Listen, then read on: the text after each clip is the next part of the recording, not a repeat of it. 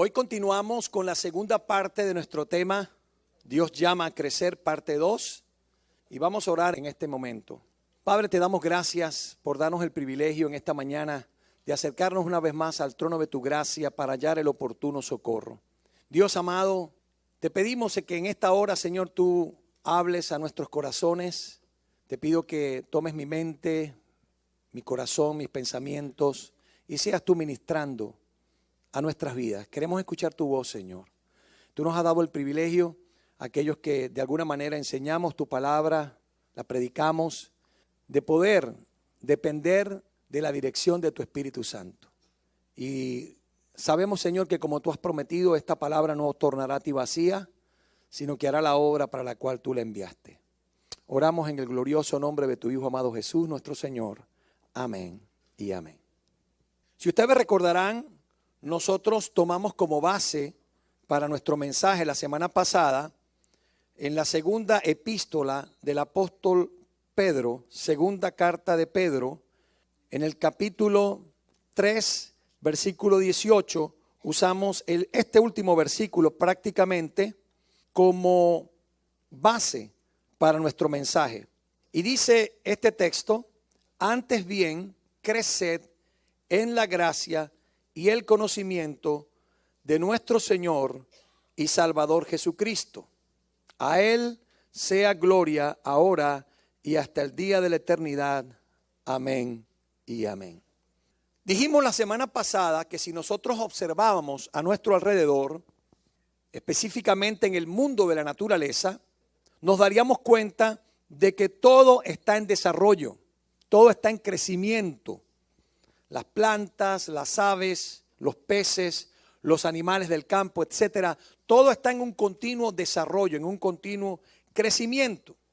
Y de hecho, se espera también de nosotros, los seres humanos, que ocurra lo mismo. Ahora, cuando hablamos de crecimiento, no solamente nos estamos refiriendo a un crecimiento físico, que también es real, todos crecemos. Pero más que el crecimiento físico, queremos dar un énfasis en el crecimiento espiritual. Y ese crecimiento espiritual lo vemos reflejado en exhortaciones que nos hace la Escritura a que podamos crecer. Como por ejemplo este texto que acabamos de leer de segunda de Pedro, donde dice: antes bien creced en la gracia y en el conocimiento de nuestro Señor y Salvador Jesucristo. Pablo nos había recordado ya en otras ocasiones, ¿verdad?, la importancia de que podamos, al vivir la verdad con amor, podamos crecer hasta ser en todo como aquel que es la cabeza, esto es Cristo, el Mesías, el ungido de Dios. Y también Pablo expresó una vez en su carta a los Gálatas, en el capítulo 4, versículo 19, queridos hijos, por quienes vuelvo a sufrir dolores de parto hasta que Cristo sea formado en ustedes. Luego, en 1 Corintios 11:1, la semana pasada vimos que también Pablo había dicho: imítenme a mí como yo imito a Cristo. Así que así había llegado Pablo a su nivel de crecimiento con Dios, que había conocido de tal manera al Señor que él podía decir estas palabras: imítenme a mí, así como yo imito a Cristo. Quiera Dios que cada uno de nosotros un día pueda decirle a alguien: mira, imítame a mí como yo imito a Cristo. Que podamos tener esa madurez espiritual a la cual Dios nos ha llamado a que podamos crecer. Ahora, nos hicimos una pregunta la semana pasada y preguntábamos que por qué no se observa crecimiento en la iglesia hoy en día. ¿Qué está pasando? Y llegamos a una conclusión muy importante de acuerdo a un texto que leímos, que es 1 Corintios capítulo 2, versículos 4 al 6, donde Pablo dijo que ni su palabra ni su predicación se basaron en palabras persuasivas de sabiduría humana, sino que hubo demostración del Espíritu y del poder para que la fe de los creyentes no estuviese fundada en la sabiduría de los hombres, sino en el poder de Dios.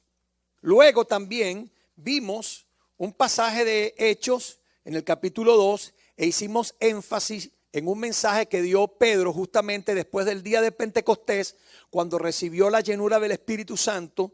Se levanta y predica un gran mensaje Y en el versículo 37 leímos que cuando las personas que estaban allí escuchando el mensaje dijeron que todos se sintieron profundamente conmovidos y le dijeron a Pedro y a los apóstoles: hermanos, ¿qué haremos? ¿Qué quiere decir esto? Que la enseñanza estaba produciendo un resultado en los oyentes. El poder del Espíritu Santo que estaba en Pedro, quien estaba exponiendo el mensaje de Dios, el Espíritu de Dios usó al mensaje que estaba dando Pedro para abrirle el entendimiento a las personas que estaban escuchando. A tal punto que cuando ellos lo entendieron, sus sentimientos también fueron tocados al punto de que ellos sintieron profundamente conmoción en el corazón. Se sintieron profundamente conmovidos. Y esto los llevó a una acción, a una respuesta. ¿Y cuál fue la respuesta? Ellos preguntaron a Pedro y a los apóstoles en el capítulo 2, versículo 37, que cuando oyeron esto, todos se sintieron profundamente conmovidos y les dijeron a Pedro y a los apóstoles: hermanos, ¿qué debemos hacer? Y la respuesta de Pedro no se tardó.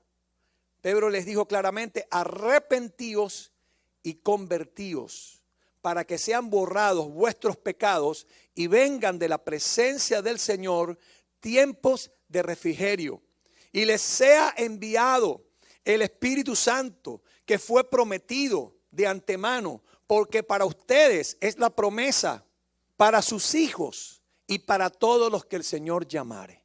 De manera que entonces aquí hay una promesa de que Dios iba a hacer algo en el corazón de los seres humanos. Se iba a tocar el entendimiento, los sentimientos y la voluntad de las personas. De tal manera que las personas iban a responder al mensaje de Dios con algún cambio en su vida. Todos nosotros sabemos también, tomamos un pasaje que se encuentra también en la segunda carta de Pedro, en el capítulo 1, donde Pedro comienza a hacer un llamado a los creyentes al crecimiento. Y a estos creyentes gentiles les invita a crecer paso a paso, como si fueran subiendo por una escalera, pasito a pasito. Allí van avanzando poco a poco. Pero a estos pasos sigue un orden. Primeramente habla de la fe. Dice claramente el capítulo 1 de Pedro. Voy a leer desde el versículo 3 en adelante. Todas las cosas que pertenecen a la vida y a la piedad nos han sido dadas por su divino poder, mediante el conocimiento de aquel que nos llamó por su gloria y excelencia.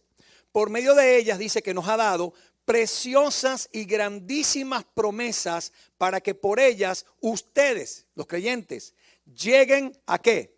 A participar de la naturaleza divina, puesto que han huido de la corrupción que hay en el mundo por causa de los malos deseos o la concupiscencia, como traduce en la Reina Valera del 60.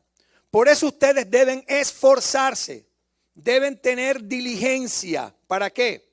Para añadirle a la fe virtud, a la virtud dominio propio, al dominio propio conocimiento, ¿ok? A la paciencia, al dominio propio, piedad a la paciencia, afecto fraternal a la piedad y al amor al afecto fraternal. Y dice que si todo esto abunda en ustedes, serán muy útiles y productivos en el conocimiento de nuestro Señor Jesucristo. Por supuesto, ustedes tienen que recordar que la palabra conocimiento en el griego original va mucho más allá de un conocimiento intelectual.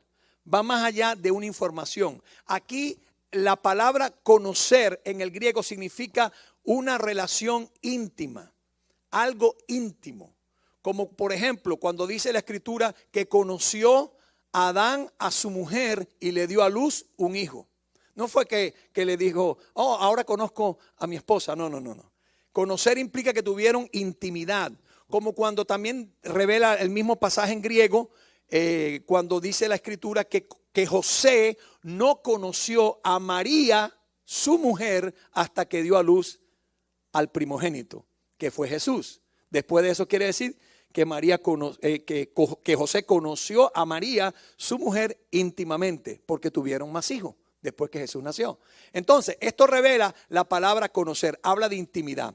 Y de hecho es interesante que la misma Biblia compara la relación de Cristo con la iglesia como un matrimonio. Jesús dice claramente que el marido debe amar a su mujer como a sí mismo. Así también dice que el marido debe cuidar de su esposa, debe preocuparse por ella en todo, suplir para todas sus necesidades. Así como Cristo amó a la iglesia y se entregó a sí mismo por ella. Así también debe ser la relación matrimonial.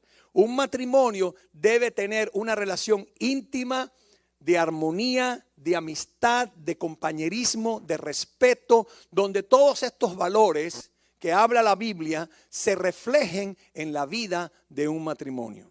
Esa misma relación, que es la relación de Cristo con la iglesia, también requiere que la iglesia, como la novia del Cordero, como la futura esposa del Cordero, porque llegará el día en que se van a celebrar las bodas del Cordero. ¿Sabía usted eso? En el libro de Apocalipsis nos habla de que un día la iglesia se va a presentar pura, sin mancha, delante de la presencia del Señor, y allí se casará Cristo.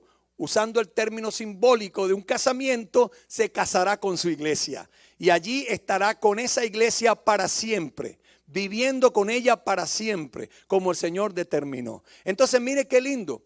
Y ese fruto que demanda el Señor de nosotros debe estar presente en cada una de nuestras vidas como creyentes. Así que primero se le añade a la fe, que es el fundamento, se le añade la virtud. Y ya dijimos que la virtud significaba ¿qué? A ver. Valentía, muy bien, hombría, valentía. Eso fue lo que se le añade al fundamento de la fe. Ya la fe que está puesta en Jesucristo se convierte en ¿qué? En el fundamento, es la base. Pero a esa fe le vamos a añadir también, le vamos a añadir la virtud, que es esa valentía.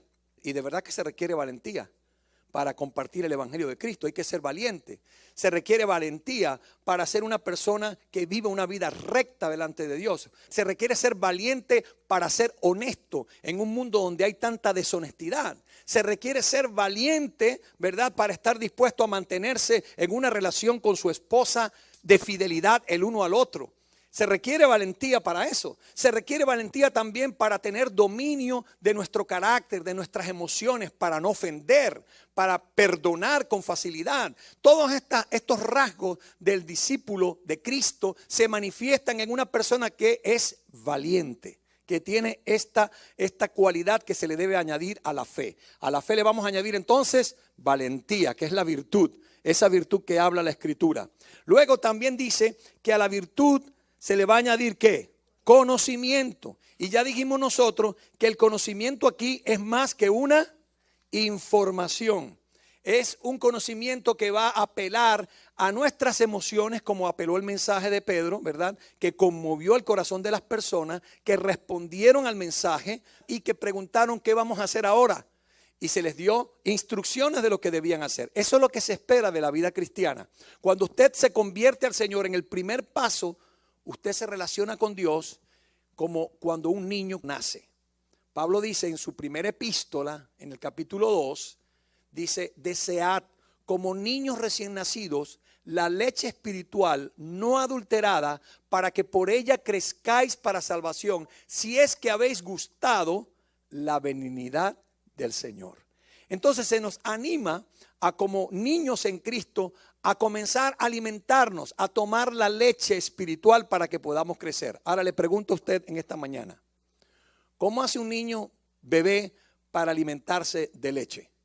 Tiene que tener una madre o un padre que le dé el alimento, ¿verdad? En el caso de hoy en día, que muchas madres no pueden lactar a sus hijos por X o por A, pero se le puede dar la leche, ¿verdad? Pero tiene que haber alguien que se la facilite, que se la prepare, que se la ministre, se la dé. Pues de igual manera sucede en la vida cristiana.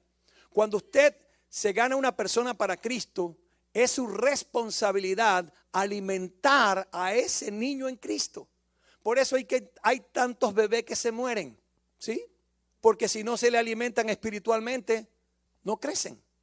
Entonces de allí la importancia del discipulado, de que cada uno de nosotros tratemos de ganar una persona para Cristo y buscar que esa persona crezca, madure en la fe. Y para eso se requiere entonces añadir a la fe virtud, a la virtud conocimiento. ¿Y ese conocimiento qué le vamos a añadir? Le vamos a añadir el dominio propio. ¿Qué es este dominio propio del cual habla la Escritura? Literalmente, la palabra que se traduce por dominio propio en el griego significa contenerse, abstenerse. En otras palabras, es llevar una vida disciplinada. Y aquí, lamentablemente, es donde muchos fallamos. Lo dijimos la semana pasada, ¿recuerdan? Que nos falta ¿qué? Disciplina. Fácilmente dejamos la dieta, ¿cierto? Y entonces después cuando nos pesamos nos damos cuenta que aumentamos en vez de bajar. Y dije, pero si la semana pasada yo estaba bajando, ¿y cómo es que ahora volvió a aumentar? Bueno, algo pasó en el proceso. Ahí está el punto. Se perdió la disciplina que traíamos. Entonces hay que tener cuidado, porque es bueno recordar que esta cualidad no se nos pide que nosotros la busquemos como algo que nos viene del cielo. No, esto es algo que tenemos que agregar nosotros. Somos nosotros los que tenemos que disciplinarnos. Dios nos va a dar el poder del Espíritu Santo para que podamos vencer cualquier tentación. La Escritura dice que todos nosotros somos tentados. Todos, absolutamente todos somos tentados. Ahora, ¿qué hacemos con la tentación? Ahí es donde está la situación. ¿Por qué? ¿Qué pasa? Yo recuerdo una vez que le hicieron una pregunta a Martín Lutero, sus estudiantes, acerca de que ¿cómo hacemos para nosotros poder controlar los pensamientos malos que llegan a nuestra mente? Le preguntaron los estudiantes un día a Martín Lutero. Y Martín Lutero les respondió, ¿saben una cosa? Ustedes no pueden impedir que los pájaros vuelen sobre su cabeza, pero sí pueden impedir que hagan nido sobre ella. Así son los malos pensamientos. No podemos evitar que un mal pensamiento llegue a nuestra mente, pero sí podemos evitar que un mal pensamiento se aloje en nuestra mente. De allí la importancia entonces de la disciplina espiritual. Pablo le dice a Timoteo en su segunda epístola a Timoteo en el capítulo 2 versículo 22, huye también de las pasiones juveniles y sigue la justicia, la fe, el amor y la paz con los que de corazón limpio invocan al Señor. Qué importante es tener buenas relaciones, personas que nos traigan buenas influencias y no malas influencias. La Escritura dice que las malas conversaciones corrompen las buenas costumbres. Así que es importante que sepamos que al elegir nuestras amistades, tratemos de elegir amistades que van a aportarnos algo de beneficio, de bienestar a nuestra vida, que van a traer bendición a nuestra vida. Por eso es importante que usted y yo tengamos buenos mentores, personas que nos ayuden a crecer, personas que nos animen a crecer, personas que también nos corrijan. Porque a veces podemos darnos el caso en que podemos en algún momento estar fallando, pero tenemos una persona que nos ama y dice la Biblia que mejor es reprensión manifiesta que amor oculto. Quiere decir que el que ama verdaderamente va a corregir. Y es importante que nosotros sepamos que si amamos a nuestros hijos, también nuestros hijos tienen que aprender que nosotros como padres les vamos a corregir en muchas ocasiones. Y tenemos que advertirles eso a ellos, que Dios nos ha puesto la responsabilidad de criarles en la disciplina y amonestación del Señor, para que sean ¿qué? Sanos en la fe. Y esto es una gran responsabilidad que como padres tenemos. La Biblia nos dice a los padres, instruye al niño en su camino y aun cuando fuere viejo no se apartará de él. Qué importante que desde muy temprana edad nosotros sembremos los valores del reino a nuestros hijos. Que desde muy temprana edad tengamos una disciplina en nuestro hogar de lectura de la Biblia, de tener un tiempo devocional en familia, de tener un tiempo en el cual oramos como familia, que nos sentamos alrededor de la Escritura para leer la palabra y también para tratar de sacar la enseñanza que la palabra puede darnos en ese tiempo de coinonía, de compañerismo en el hogar. Qué importante es que cada familia levante el altar familiar en la casa. Que tengamos un tiempo devocional. Iglesia, es sumamente importante. Y yo le animo a los padres en esta hora que si usted no está teniendo un tiempo devocional con su familia, aparte el tiempo, haga el tiempo para esto que va a ser de mucha bendición. Hay un eslogan que dice por allí que la familia que ora unida permanece unida. Y es verdad a la hora de tener este tiempo de comunión con Dios. ¿Qué le vamos a añadir entonces ahora al dominio propio, a ese tiempo de disciplina, a esa importante virtud? ¿Le vamos a añadir qué? Le vamos a añadir la paciencia. Es decir, esa capacidad que tenemos para soportar los tiempos difíciles, tiempos de persecución, tiempos de adversidad. Cuando el apóstol escribió esta carta a los cristianos, estos creyentes no eran bien vistos, y más cuando eran gentiles. Ustedes recordarán que Pedro aquí en su primer versículo de esta epístola segunda dice que alaba a estos creyentes, les reconoce que habían alcanzado por la justicia de nuestro Dios y Salvador Jesucristo una fe igualmente preciosa que la nuestra. Quiere decir que estos gentiles habían alcanzado una fe preciosa como la que habían alcanzado los creyentes judíos.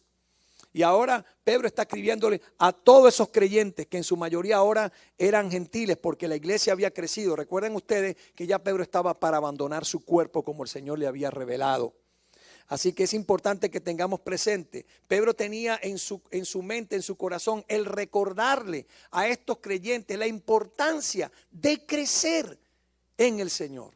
Y por eso estamos tomando un tiempo durante estos 2 domingos para recordarnos a nosotros mismos que es importante, hermano, que estemos velando por nuestro crecimiento espiritual. Quiere decir que le vamos a añadir entonces al dominio propio la paciencia, que es esa capacidad de aguantar, de resistir la prueba.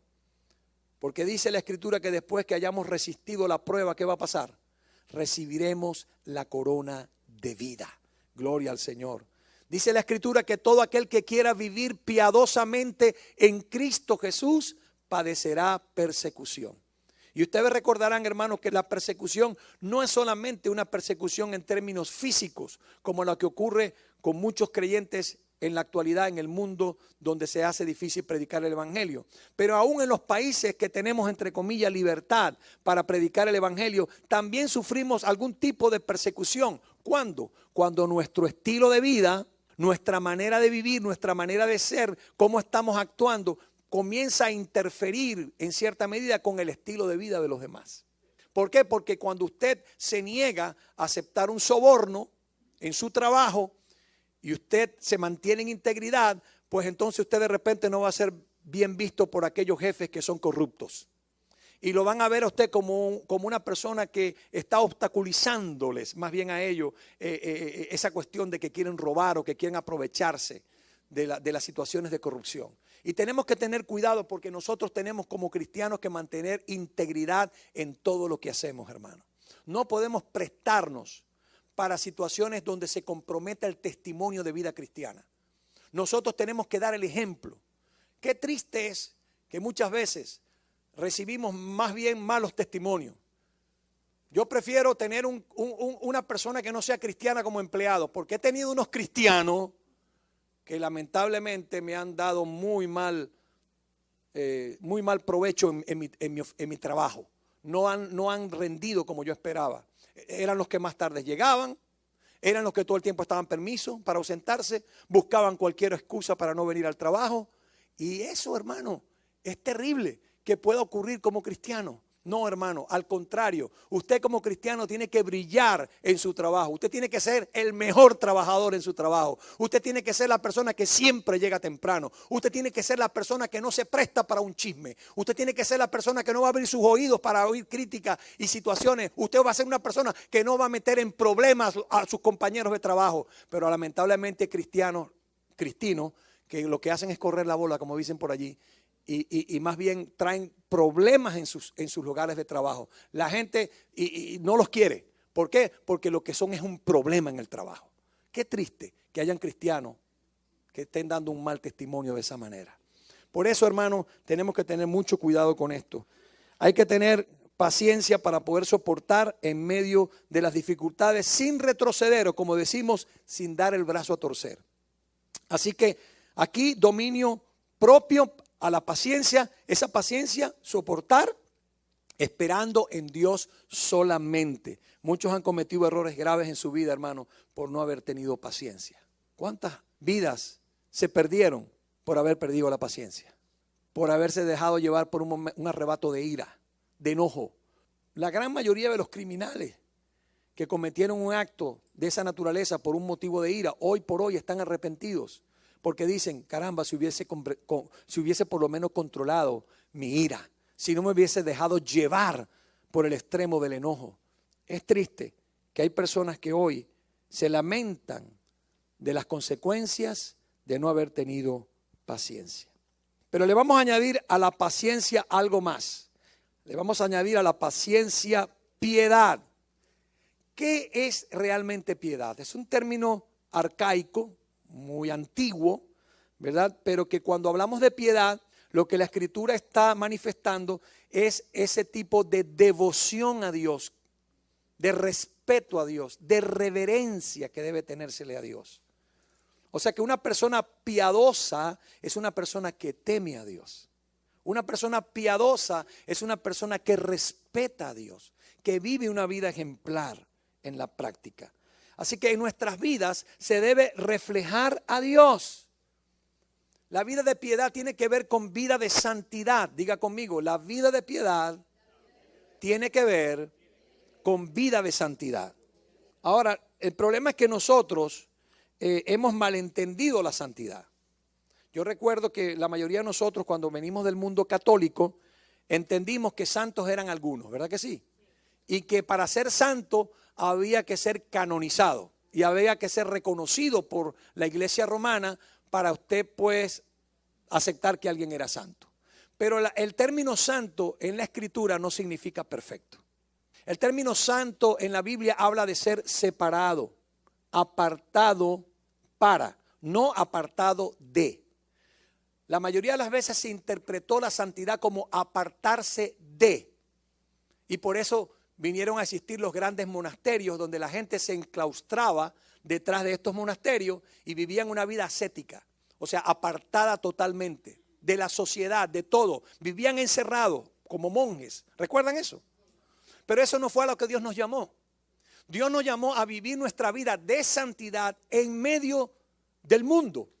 En otras palabras, Dios nos separa para Él, para su servicio, para que seamos un pueblo santo, apartado del pecado, apartado de todo aquello que a Dios le desagrada y que también le va a desagradar a usted si lo practica.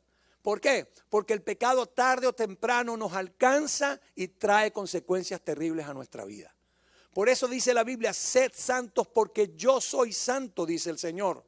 Cuando una persona vive una vida de santidad, está dando testimonio de vida, testimonio de que es una persona que está viviendo de acuerdo a lo que Dios demanda de él a través de su palabra.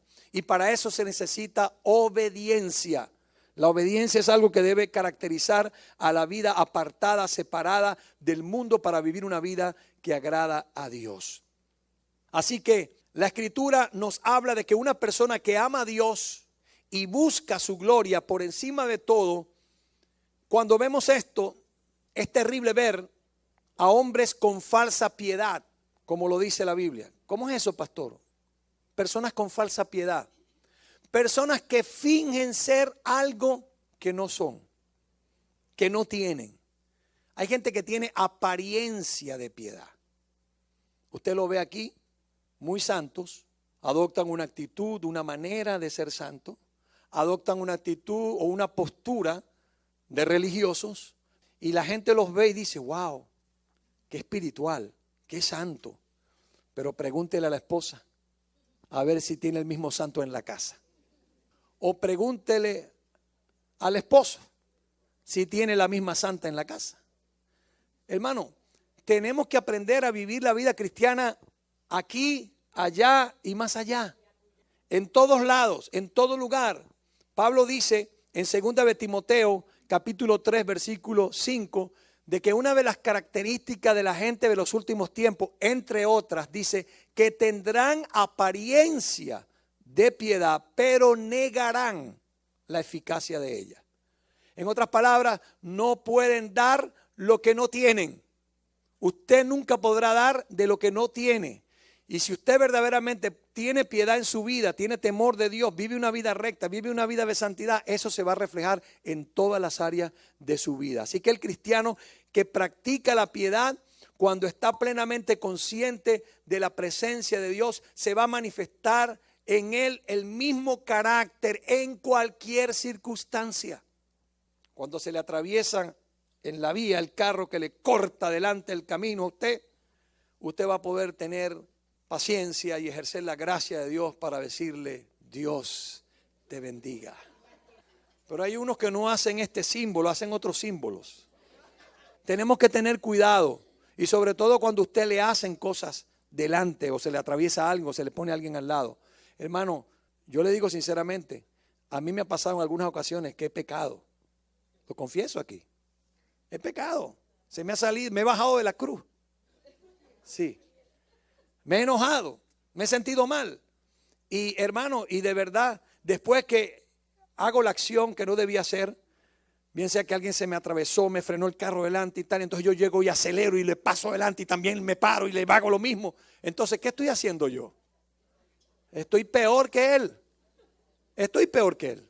Porque yo conozco a Dios. Yo tengo que dominar mi carácter. Tengo que dejarme de no dejarme mover por mis emociones.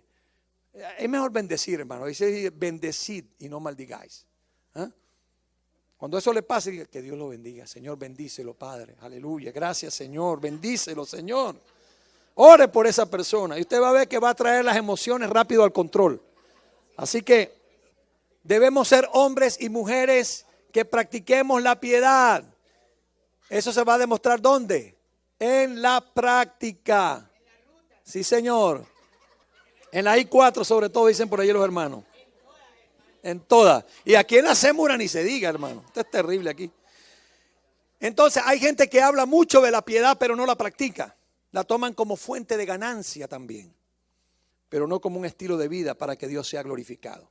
Ahora le vamos a añadir a la piedad algo más. Mire cómo va esto en aumento. Fíjense cómo va el asunto. Dice primero: poniendo toda diligencia, añadida a vuestra fe, virtud.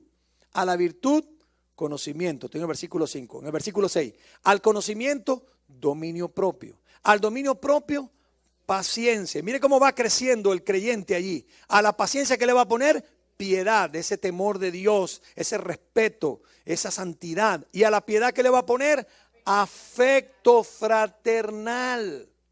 Ahora, ¿qué se refiere la Biblia cuando habla del afecto fraternal? Es interesante que el apóstol pone estas dos virtudes juntas, la piedad con el afecto fraternal, que es el amor y la devoción a Dios.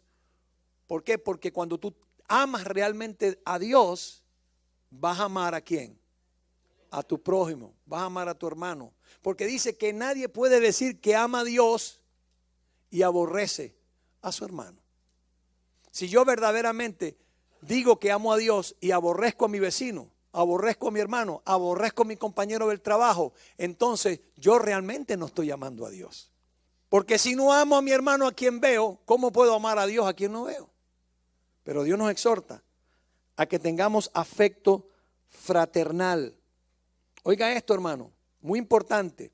Jesús dijo que el mundo nos conocería que somos sus discípulos si nos amásemos los unos a los otros. Así que una persona piadosa que teme a Dios, que ama a Dios por sobre todas las cosas, nunca, oiga bien, nunca le hará daño a un hijo de Dios, ni de palabras, ni de hechos. Así que cuando hay falta de piedad, cuando hay una falta de verdadero temor de Dios, de amor a Dios, también se va a reflejar una falta de amor fraterno. ¿Verdad que sí? Yo recuerdo, y siempre lo he dicho y lo uso como un testimonio, y le digo a los esposos estas palabras. Escúchenme, esposos, y esposas también, porque esto se puede dar de cualquiera de los dos lados.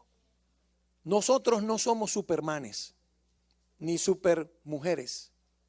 Somos hombres y mujeres que tenemos un cuerpo en el cual vivimos, tenemos un alma, tenemos un espíritu y vivimos en un mundo caído, en un mundo de pecado.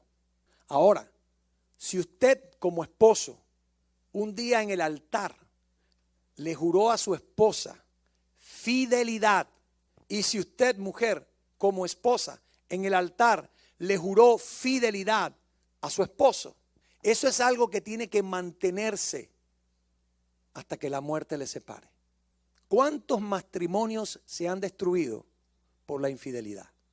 Y le voy a hablar aquí, la infidelidad no solamente se da literalmente en el sentido de que un hombre vaya a buscar a una mujer o una mujer vaya literalmente a buscar a un hombre. Se está siendo infiel a través de la pornografía, que es un terrible mal que está afectando la sociedad. Y ha llegado a la iglesia también este mal.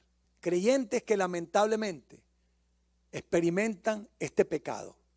Y esto se convierte en una adicción. Escúcheme bien. Está comprobado científicamente que cuando las personas caen en esta situación de la pornografía, algo sucede en el cerebro, algo sucede químicamente en el organismo que crea una adicción de la cual es muy difícil zafarse, liberarse. Se requiere ayuda para esto. Déjame decirte que si en algún momento tú has caído en esta situación, busca ayuda antes de que sea demasiado tarde. Se necesita ayuda para esto, hermano. Y yo le aconsejo que si hay alguno de ustedes que está pasando por alguna situación de esta naturaleza, busque ayuda a tiempo. Hay ministerios, organizaciones, programas que ayudan a las personas, así como hay personas que ayudan a salir a otros del alcoholismo o de una drogadicción, de una droga. También hay personas bien expertas y que tienen experiencia en cómo ayudar a personas que han caído en la adicción de la pornografía. Una de las cosas que yo le digo a los esposos es esta: yo no soy Superman. A mí pueden venir también tentaciones como a cualquiera de ustedes. Pero una cosa yo aprendí en mi vida cristiana, que si verdaderamente yo tengo a mi Señor como mi primer amor, si realmente yo tengo a Jesús en mi vida como mi primer amor y lo amo a Él por sobre todas las cosas, ese amor que le tengo yo a mi Señor va a ser suficiente como para que yo me pueda mantener fiel a mi esposa y no caer en una tentación que puede durar, ¿qué? Poco tiempo, un momento de placer que te puede costar toda tu vida. ¿Cuántos ministros cayeron de la gracia de Dios, de la misericordia de Dios, porque se envolvieron en un pecado como este? Destruyeron no solamente su familia, destruyeron su vida de ministerio para Dios. Todo por un momento de placer.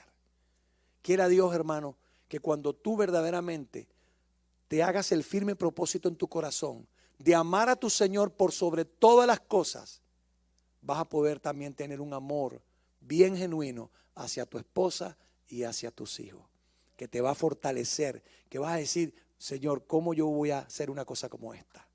Cuando tú me has amado tanto a mí, Señor, que diste tu vida por mí, ¿cómo yo te voy a traicionar? ¿Cómo yo te voy a vender por 30 monedas de plata cuando tengo lo más valioso que eres tú, Señor? Quiera Dios que Dios ponga ese sentir en nuestra vida, que podamos tener el afecto fraternal bien en lo alto, esa relación profunda con nuestra pareja, con nuestro prójimo. Voy a leer un pasaje que se encuentra en Proverbios capítulo 6, versículos 16 al 19. Cuídense de los que hablan de sus hermanos a escondidas, de esos hombres y mujeres que no son piadosos. Dios aborrece sus obras. Proverbios 6, versículo 16 al 19 dice: 6 cosas aborrece Jehová, y aún 7 abomina su alma. Y aquí los comienza a enumerar: los ojos altivos, la lengua mentirosa, las manos derramadoras de sangre inocente, el corazón que maquina pensamientos inicuos, los pies presurosos para correr al mal. Y oiga el testigo falso que habla mentiras, y más, y el que siembra discordia entre hermanos. Son cosas que Dios aborrece, hermanos. Y lo dijimos la semana pasada en el mensaje, que debemos edificar, debemos usar nuestra lengua para bendecir y no maldecir, para hablar bien, para animar, para levantar en vez de destruir. Una persona que no tiene piedad, por consiguiente, no puede tener afecto fraternal. Nosotros tenemos que mostrar afecto fraternal. Tenemos que amarnos, hermanos, como Cristo nos ama. Y ese afecto fraternal se traduce en esto muy importante, que se conoce como perdón y tolerancia. Perdón y tolerancia. Tenemos que aprender a perdonar y también tenemos que aprender a tolerar a las personas que son diferentes o distintas que nosotros. El afecto fraternal, una vez que hemos crecido en esa relación profunda de afecto fraternal entre nosotros y amamos a Dios, entonces nos graduamos. Llega el día de la graduación y nos graduamos con el último que le añadimos, que no por ser el último deja de ser el primero, y es el amor. El amor. Todas y cada una de las cualidades que hemos mencionado, la virtud, el conocimiento, el dominio propio, la paciencia, la piedad, el afecto fraternal y la base de todas, abajo, la fe, está coronada de la más importante de todas, que es el amor. El amor es la corona de la vida del creyente que ha crecido en Cristo. Y cuando demostramos este amor, hermanos, estamos mostrando a Dios, porque Dios es amor. Cuando demostramos afecto fraternal y amor, cumplimos, oiga bien esto, cumplimos el resumen que Jesús hizo de los 10 mandamientos. En Mateo capítulo 22, versículos 37 al 39, en palabras de nuestro Señor y Salvador, dijo: amarás al Señor tu Dios con todo tu corazón y con toda tu alma y con toda tu mente. Este es el primer y más grande mandamiento. Y el segundo es semejante: amarás a tu prójimo como a ti mismo. Así que el afecto fraternal solo incluye a los hermanos en la fe. Pero el apóstol recuerda las enseñanzas de Jesús, de que tenemos que amar aún a nuestros enemigos. Y añade por eso este último, que es el amor. Porque el amor que Dios quiere que tengamos en nuestro corazón incluye también a nuestros enemigos. En otras palabras, a todas las personas. Primera de Juan, capítulo 4, versículo 8, dice que el que no ama no ha conocido a Dios. ¿Por qué? Porque Dios es amor. Así que la ausencia del amor no es más que otra cosa que la ausencia de Dios mismo, de su obra en esa persona. Así que donde Dios habita hay amor. Segunda de Pedro, capítulo 1, versículo 8. Después que Pedro hace todas estas alusiones importantes en nuestra vida de crecimiento y todo lo que tenemos que añadir poniéndole diligencia a todo esto, dice estas palabras en segunda de Pedro 1:8. Porque si estas cosas están en vosotros y abundan, dice que no os dejarán estar ¿qué? Ociosos ni sin fruto en cuanto al conocimiento de nuestro Señor Jesucristo. Así que si decimos que conocemos al Señor en nuestra vida, tiene que estar el fruto del Espíritu Santo en nosotros, hermanos. El amor, el gozo, la paz, la paciencia, la benignidad, la bondad, la templanza, el dominio propio y el amor. Todas estas cosas deben ser en nosotros fruto visible. Estas virtudes tienen que estar en la vida de todo creyente. Su ausencia va a traer grandes conflictos. Y lo vemos. Donde hay ausencia de amor, lo que hay es conflictos. ¿Qué pasa si no tenemos estas cualidades? Dice que si abundan, no nos dejarán estar ociosos ni sin fruto. Ahora me gusta la Nueva Traducción Viviente, cómo traduce este pasaje. Dice, cuanto más crezcan de esta manera, más productivos y útiles serán en el conocimiento de nuestro Señor y Salvador Jesucristo. Así que el no tener estas cualidades, hermanos, va en contra de lo que es un creyente. Un creyente es llamado a dar fruto. Jesús dijo, no me elegisteis vosotros a mí, sino que yo os elegí a vosotros y os he puesto para que vayáis y llevéis fruto y vuestro fruto permanezca, para que todo lo que pidierais al Padre, Él os lo dé. Así que el Señor quiere de nosotros una vida fructífera, una vida que dé fruto en abundancia. Él quiere de nosotros lo mejor y está esperando de nosotros lo mejor. El que no tiene estas cualidades va en contra de ser un verdadero creyente. Porque un creyente tiene que dar fruto. Esa es su naturaleza normal. Dar fruto es haber tenido crecimiento, hermanos. Y para concluir, Juan 15:16, lo vuelvo a repetir.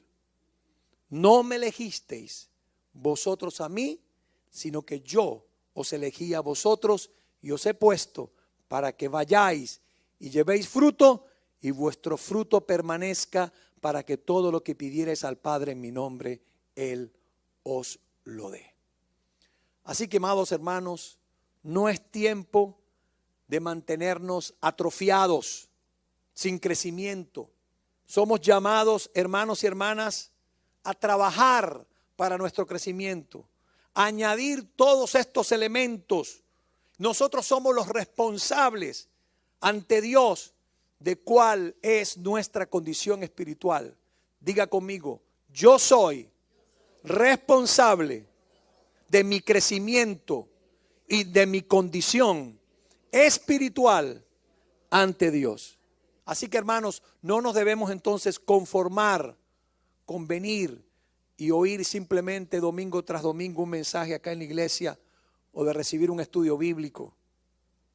Nuestra condición espiritual requiere mucho más que eso.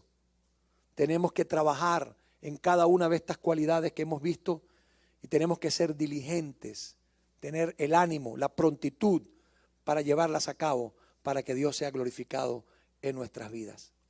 Si no lo hacemos, lamentablemente tengo que terminar también con el versículo 2 de Pedro 1:9.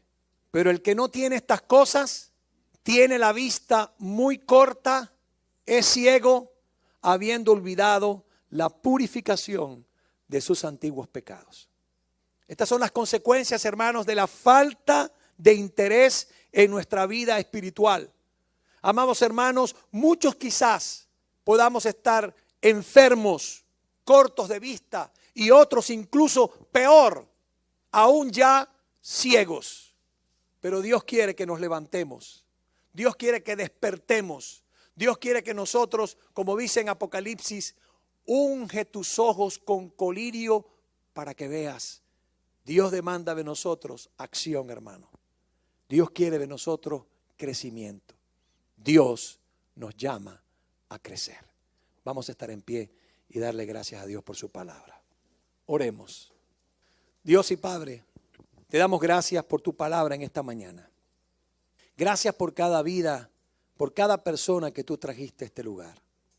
Señor, quiero rogarte especialmente por cada uno de tus hijos e hijas que están dando pasos de fe, que tienen el ánimo y la diligencia para poner en práctica tu palabra. Fortaléceles, anímales, llénales del Espíritu Santo y que sea tu poder manifestado en sus vidas. Te necesitamos, Señor, y queremos pedirte que tú, Señor, nos levantes, que podamos realmente tomar responsabilidad de nuestra vida como creyentes y de estar dispuestos a ser enseñados por ti y a crecer espiritualmente. Como dice Pedro al final de esta epístola, Antes bien, sobre todo esto, creced en la gracia y en el conocimiento de nuestro Señor y Salvador Jesucristo. Y eso es lo que anhelamos, Señor, seguir creciendo. Si hay alguna persona hoy aquí que quiere decirle al Señor, yo quiero, Señor, dar el paso de obediencia. Quiero venir, Señor, y tomar la decisión para crecer espiritualmente. Quiero hacer un compromiso contigo, Señor, de poder aquí venir y entregar mi vida a ti, Señor, en obediencia a tu palabra. Si ese es tu deseo, si ese es tu anhelo en esta mañana, te animo a que vengas acá al frente y podamos orar juntos. Yo quiero animarte a orar juntamente conmigo y quiero pedirle al Señor por tu vida espiritual. Si has sentido en tu corazón convicción por el Espíritu Santo, Él ha puesto esa convicción en tu corazón y deseas, anhelas continuar tu vida de crecimiento en la fe, te animo para que vengas al frente aquí y oremos juntos al Señor en esta mañana. El lugar está abierto para todo aquel que sienta el deseo en su corazón de tener un tiempo en la presencia del Señor en esta mañana.